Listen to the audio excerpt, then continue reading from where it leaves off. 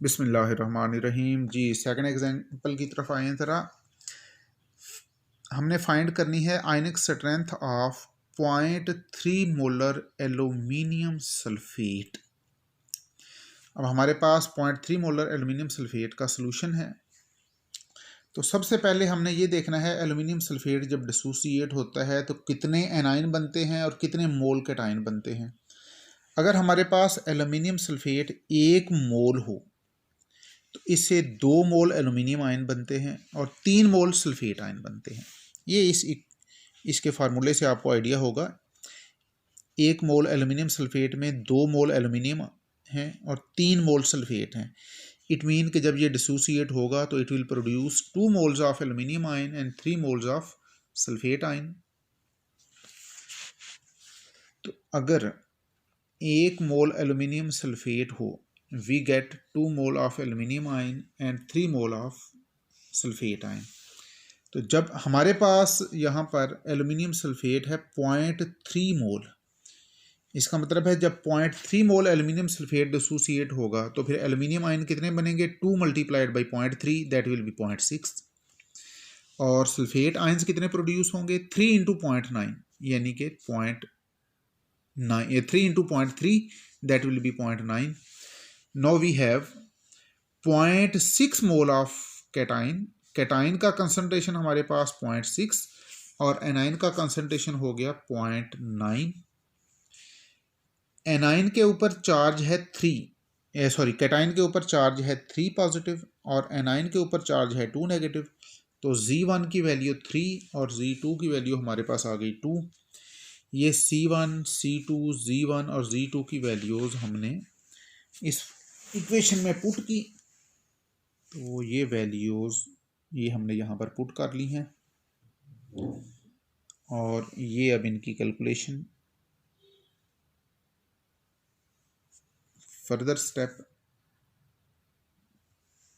और ये आंसर आ गया 4.5।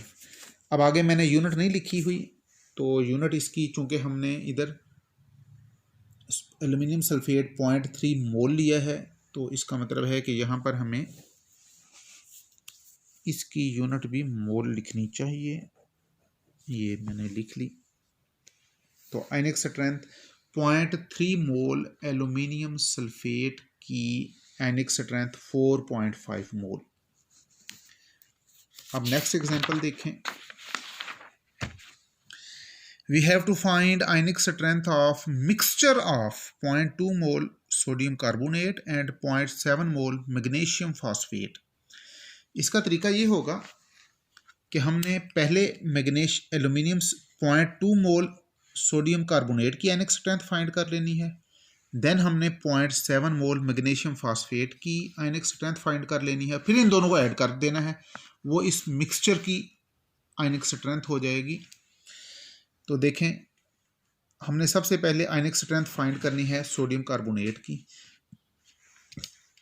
सोडियम कार्बोनेट अगर 1 मोल हो, इसकी डिसोसिएशन से 2 मोल सोडियम आयन और 1 मोल कार्बोनेट आयन बनता है और हमारे पास सोडियम कार्बोनेट है 0.2 मोल। तो जब 0.2 मोल सोडियम कार्बोनेट डिसोसिएट होगा it will produce 0.4 moles of sodium ion and 0.2 moles of carbonate ions.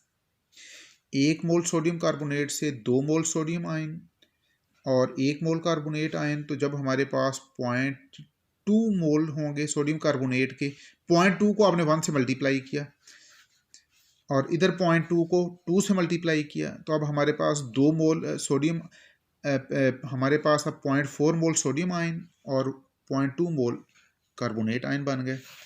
It mean C1 की वैल्यू 0.4, C2 की वैल्यू 0.2, Z1 की वैल्यू 1 और कार्बोनेट के ऊपर 2 नेगेटिव चार्ज है तो Z2 की वैल्यू 2 हो गई। ये वैल्यूज़ हमने यहाँ पर पुट कर दी, इसकी फर्दर कैलकुलेशन की। नेक्स्ट स्टेप में हमारे पास ये आ गया और फाइनली आयनिक स्ट्रेंथ की वैल्यू 0.6। ये कैलकुलेशन चेक कर लें, अगर मुझसे कोई गलती हो गई हो तो इसको आप करेक्ट कर लें। अब इसी मिक्सचर में हमारे पास 0.7 मोल मैग्नीशियम फॉस्फेट भी है। अब हमने इसकी भी आयनिक स्ट्रेंथ फाइंड करनी है।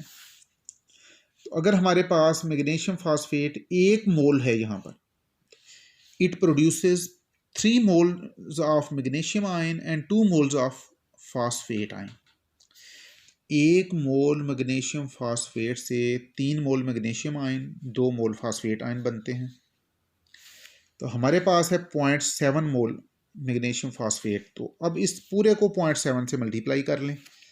अगर हमारे पास 0.7 मोल मैग्नीशियम फास्फेट हो तो हमारे पास मैग्नीशियम आयन होंगे 0.7 मल्टीप्लाइड बाई 3 दैट इज़ 2.1, और फास्फेट आयन होंगे 0.7 multiplied by 2 1.4।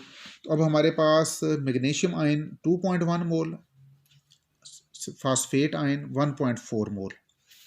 It means C1 की वैल्यू हमारे पास हो गई 2.1, C2 की वैल्यू 1.4।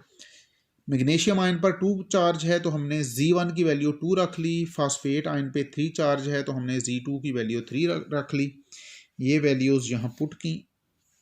नेक्स्ट स्टेप में इसकी ये कैलकुलेशन, और अल्टीमेटली आयनिक स्ट्रेंथ मैग्नीशियम फास्फेट का 10.5।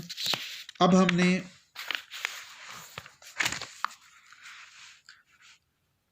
0.7 मोल मैग्नीशियम फास्फेट और 0.2 मोल सोडियम कार्बोनेट की आयनिक स्ट्रेंथ को ऐड किया, तो total ionic strength is the mixture of ionic strength of sodium carbonate and ionic strength of magnesium phosphate. इनको सम किया तो 11.1 ये इस मिक्सचर की आयनिक स्ट्रेंथ आ गई मोलैरिटी में। तो इसको फर्दर देख लें। अब आपने ये एग्जांपल्स खुद सॉल्व करनी है। ये आपकी सेल्फ प्रैक्टिस है। Find ionic strength of 0.2 mole aluminium sulphate and find ionic strength of 0.02 mole calcium chloride. Find activity of 0.02 mole calcium chloride if mean ionic activity coefficient is 0.7. Find activity of 0.03 mole magnesium sulfate if mean ionic activity is 0.9. And find activity of 0.09 mole aluminium chloride if this is value of mean ionic activity coefficient. Allah Hafiz.